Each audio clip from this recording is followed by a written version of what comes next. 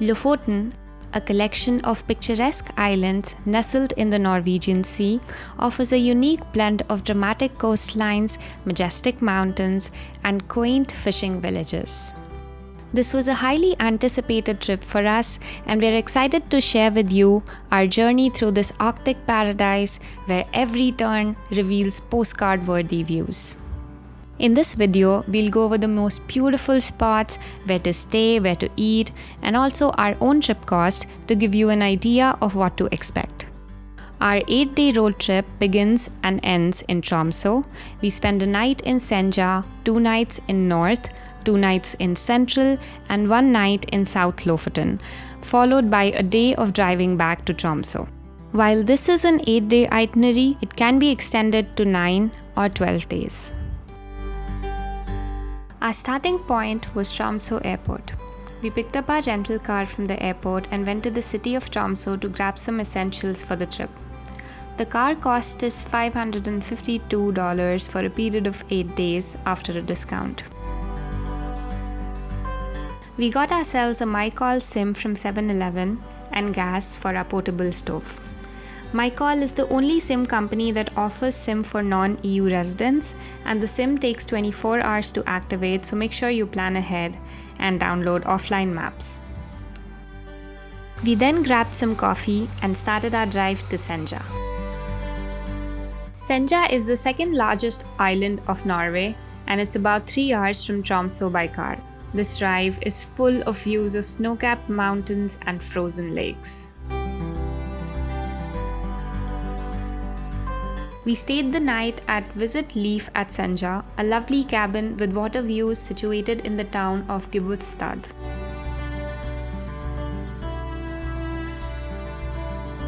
It cost us about $117 for 1 night. The cabin had a kitchen and laundry. The drive along Senja's coastline is a Norwegian scenic route. Norwegian scenic routes are 18 selected roads in Norway that go through unique landscapes. The first day we covered almost half of the scenic route till Tungeneset, where we really wanted to be at sunset. As you drive along the coastline, you see scenic mountains plunging straight into the ocean. This is also the backside of the famous Segla mountain, so it was great to see it from this perspective. This landscape is breathtaking. You can see a small village nestled in the foothills of the mountains at the Ørsfjord beach.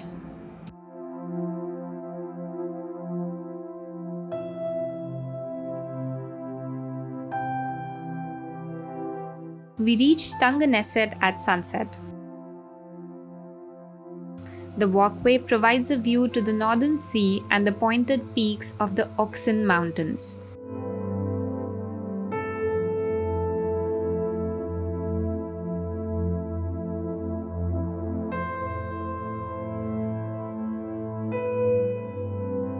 The sun set against the ocean and cast a beautiful pink glow on the little village and the peaks around it. It was quite the sight and made it very hard for us to leave.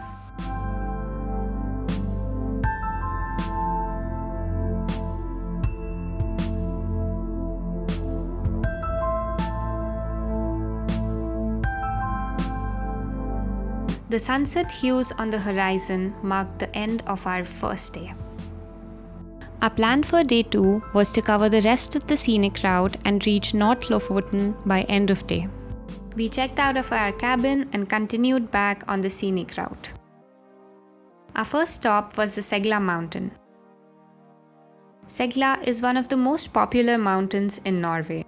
You can snowshoe to the Hester viewpoint in spring, or if you are visiting in summers, you can camp along the trail. The trailhead is located in the small village of Fjordgard. The town lies on the west side of the fjord Onfjorden, which is an arm of the bigger fjord Øyfjorden. We didn't do the hike to Segla, but we will add a link to an article that describes the hike if you visit in the summers. As we drove further, we kept stopping along the route to take in the incredible sights.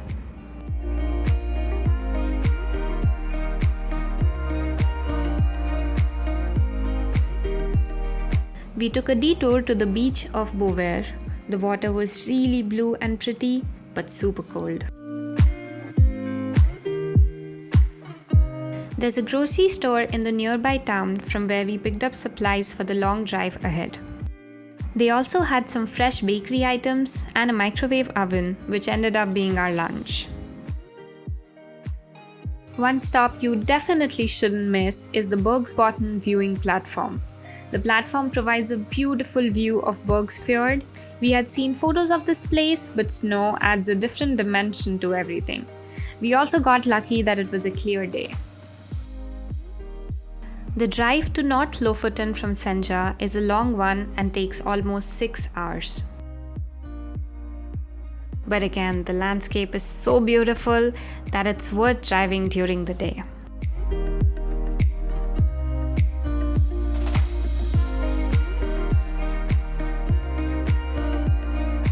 We checked into our Airbnb in Henningsvær late at night. For food, we just used the groceries that we had purchased and made pasta for dinner. So there were no additional dinner costs. And that was the end of day 2.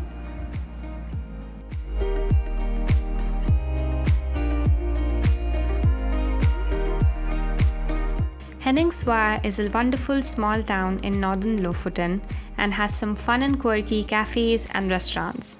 It is surrounded by mountains on multiple sides, but the prominent one is Ostavagoya. The water here is emerald green and sunny days just bring all of that color out. We started our day by heading to the Henningsvær Stadium, regarded as one of the most spectacular stadiums in the world. You will see cod-dried racks at the entrance, and that's a common sight along all the fishing towns and villages in the Lofoten. The location of the football stadium is iconic.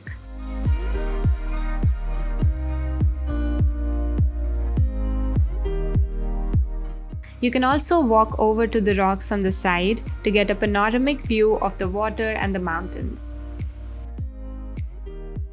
Walking is a great way to explore the town. As you walk across the bridge, you will see beautifully colored huts lining the harbor. We tried out the Henningsvær Listoperi and Cafe. Their hot chocolate is great. Anubhav got the Irish coffee, which was pretty strong for his taste. We also grabbed a pesto pizza to go. The cafe has a cool candle collection that is available for purchase if you're interested. As we walked around, we came across some great boutiques and galleries and decided to check out Mors Hus for Scandinavian designs.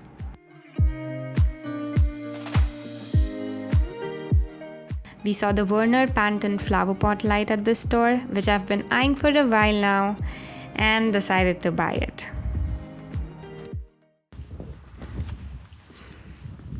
Okay, so we got a banana brownie, and then we have a pesto pizza. Nice. Pretty good. The other town to explore in Northern Lofoten is Svolvær, the unofficial capital and biggest city of Lofoten. Here we tried out a floating sauna. It was our first time, so it took some time getting used to the heat. There are stairs to get to the roof of the sauna from where you can jump in the water.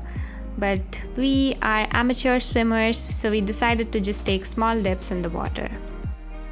You can also head to the Lofoten shop to check out souvenirs.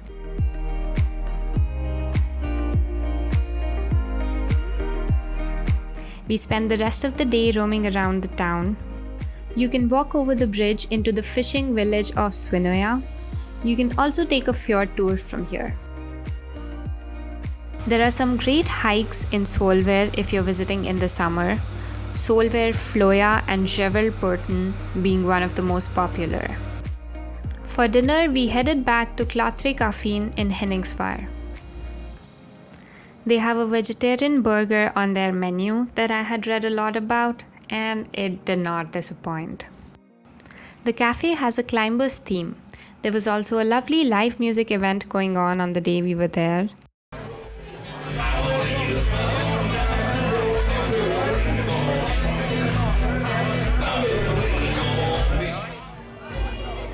and it was the perfect end to our day.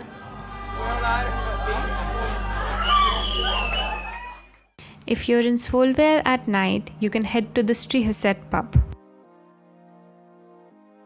and eat out at a food truck. Svolvær was the only place in the archipelago where we came across a late night food truck and got super excited. If you decide to stay in Svolvær, we would recommend staying at the Thorn hotels. Their award-winning breakfast spread is regarded as one of the best hotel breakfasts in all of Norway. The breakfast also includes a section from their fine dining restaurant, Paleo Arctic. Today we head to Central Lofoten.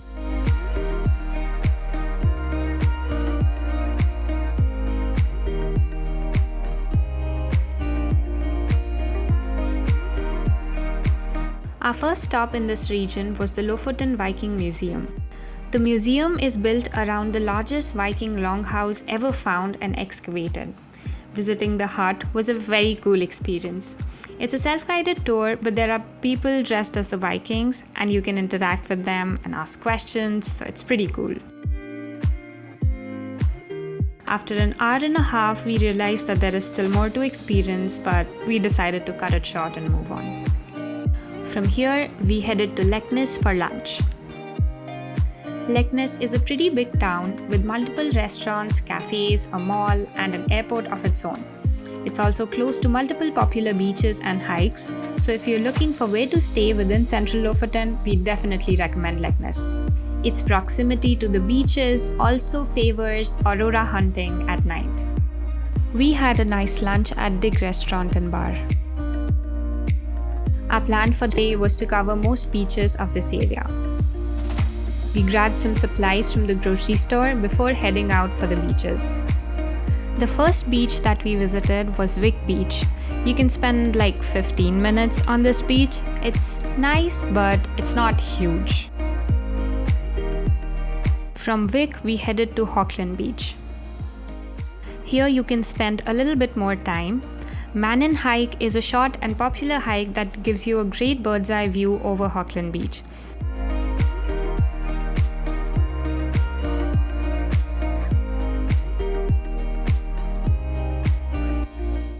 This beach has a bit of a trail to get to the water. We stayed here till we saw colors changing on the mountains. Next, we headed to Uttakleef Beach for sunset. To access the parking for this beach, there is a small fee of 50 NOK, but they have good clean washrooms, so it's definitely worth it. The sunset view from this beach is absolutely amazing.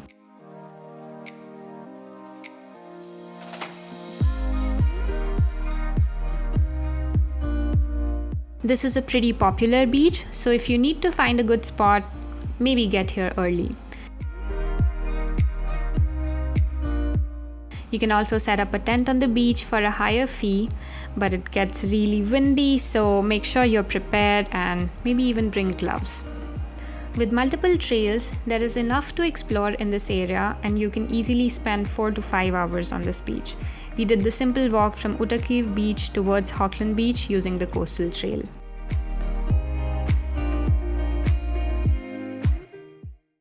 So we just saw a beautiful sunset at this beach. It's called Uttakleef Beach.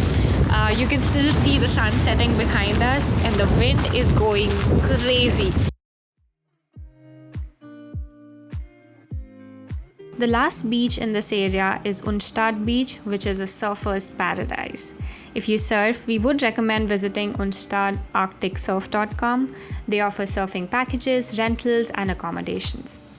We went to Unstad at night to check the northern lights, but returned to Uttakleef since it's more open and gives a wider view.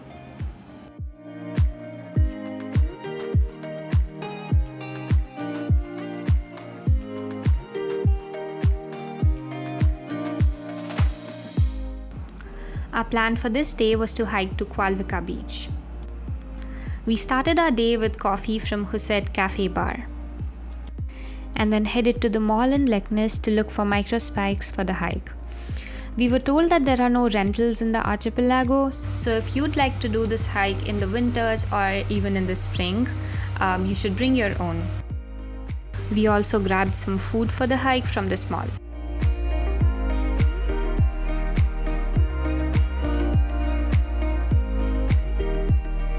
On the way to Kvalvika, you can spend some time at Ramberg. Entering Ramberg, you cross a couple of beaches. The first beach, when coming from the north, is Skagsanden Beach. On this beach, you will find the Lofoten Beach Camp with the beach bar, campsites, and surf rentals. The beach camp opens in the summer and wasn't open when we were visiting, so we didn't really stop here. One beach worth the stop at any time of the year is Ramberg Stranda. The water is beautiful and the area is full of majestic peaks all around.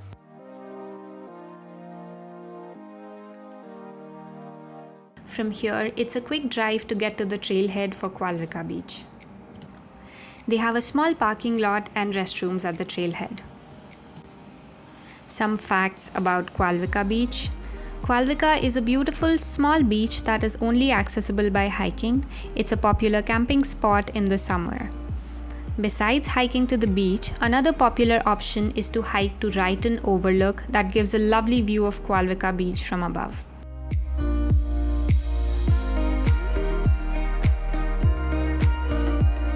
There was still quite a bit of snow on the trail, but it was manageable when going up.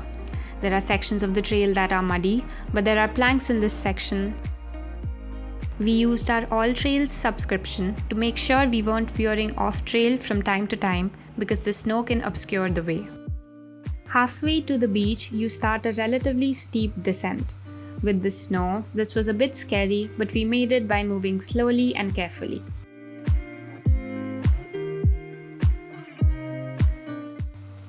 This was a particularly windy day.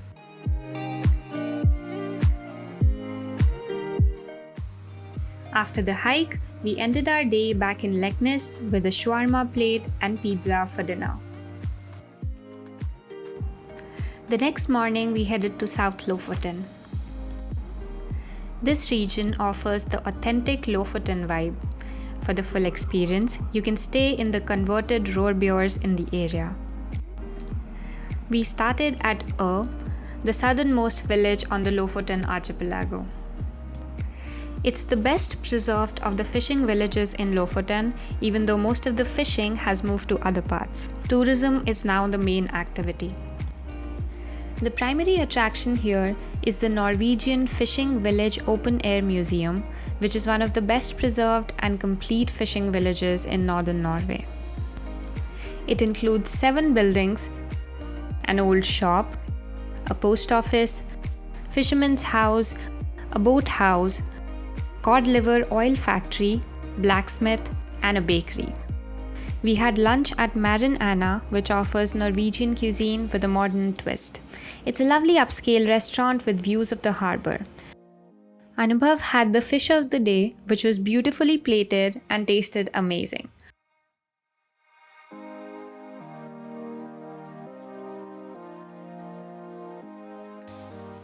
Coming from the north, there are 3 villages before The first is Hamnøy. Hamnøy is actually the poster child for Lofoten. You can get the famous Lofoten photo from the bridge here. Sakrisøy is the next island with views of Olstinden Mountain in the background. This village mostly has yellow Rorbjørs. Reine is one of the bigger villages and the most popular.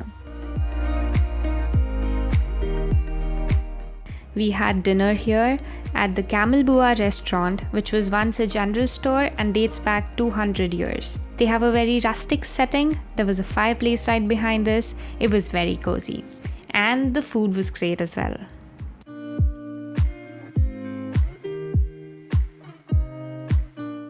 Reine also boasts of a must-do hike in Lofoten, the Reinebringen hike. It's a tough hike, but the summit gives you a dazzling view over the fishing villages.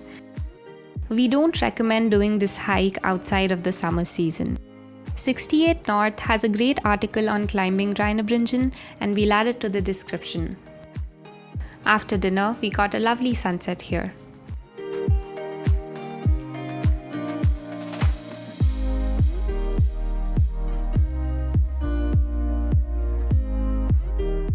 This day is just for driving back to Tromso. Tromso is an 8-hour drive from here, and you will need to start early. You'd be traveling again through gorgeous landscapes. It's hard not to take stops, so make sure to keep some buffer time. We stopped for gas and food from time to time.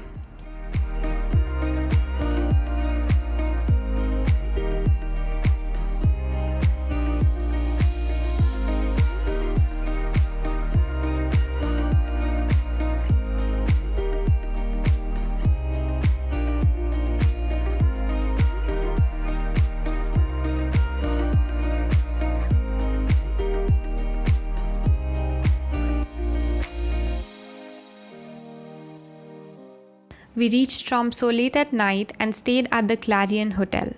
One night cost us about $180.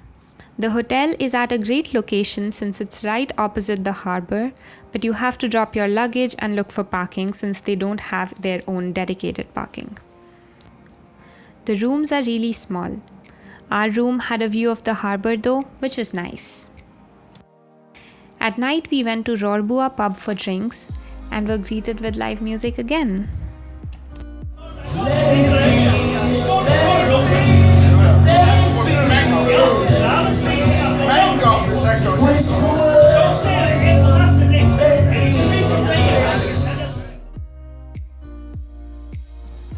After checking out, we headed to Polaria.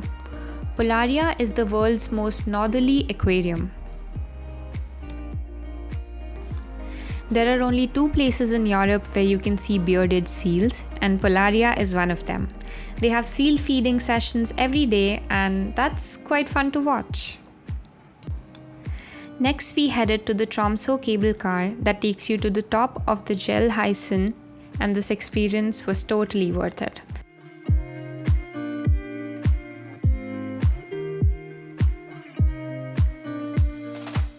The cable car runs every 30 minutes, and there is a restaurant at the top and an open-air section to check out the views of the city.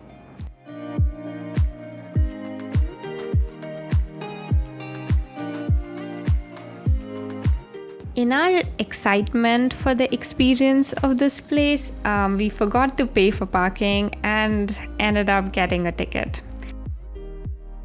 The Arctic Cathedral in Tromso is an iconic landmark that is famous for its Scandinavian architecture.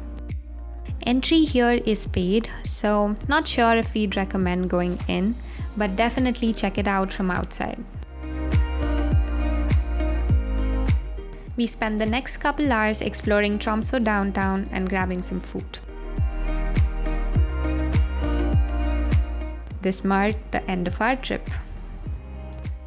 Our total cost of the trip so far is $1,920, which does not include the accommodation cost for Lofoten.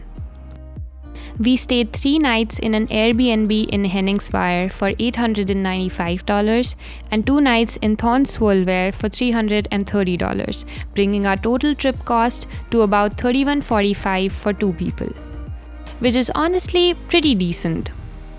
However, we would recommend staying in Central and South Lofoten when you travel to the surrounding areas to avoid a lot of extra driving back and forth that took up a bunch of our time.